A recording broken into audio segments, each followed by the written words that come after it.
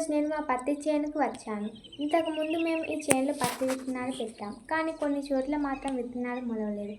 అందుకే ఈరోజు ఆ ఖాళీగా ఉన్న చోట్ల మళ్ళీ విత్తనాలు వేయడానికి వచ్చాం. ఈరోజు మొత్తం ప్రాసెస్ మీకు చూపిస్తా. వీడియోని చివరి వరకు చూడండి. హాయ్ ఫ్రెండ్స్, అందరూ ఎలా ఉన్నారు? ఈరోజు మొత్తం ప్రాసెస్ మీకు చూపిస్తా. వీడియోని చివరి వరకు చూడండి. వీడియో నచ్చితే లైక్ చేసి మా ఛానల్ని సబ్స్క్రైబ్ చేయండి.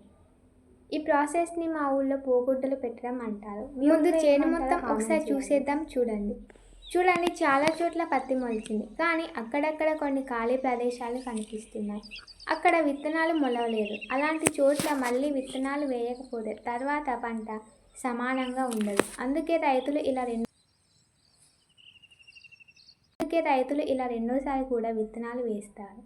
చాలామందికి రైతు పని అంటే విత్తనాలు వేసి ఇంటికి వెళ్ళిపోతారు. ప్రతిరోజు చేను చూడాలి. కానీ నిజానికి అలా కాదు. ఎక్కడ మొలవలేదు, ఎక్కడ పురుగులు వచ్చాయి అన్నీ గమనించాలి. ఒక పంట రావడానికి చాలా శ్రమ ఉంటుంది.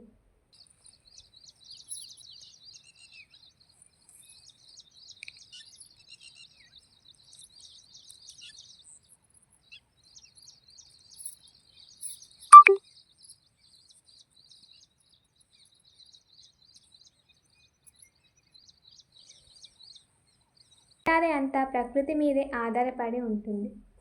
సరైన సమయంలో వాన పడితే పంట బాగా వస్తుంది. వాన ఎక్కువైనా ఇబ్బంది, తక్కువైనా ఇబ్బంది. అందుకే ప్రతి రైతు ఆకాశం వైపే ఎక్కువగా చూస్తూ ఉంటాడు. ఈసారి మాత్రం మంచి వానలు పడి పంట బాగా రావాలని కోరుకుంటున్నాం. అయితే ఫ్రెండ్స్, ఈరోజు మేము మొలవని చోట్ల మళ్ళీ విత్తనాలు వేసాం.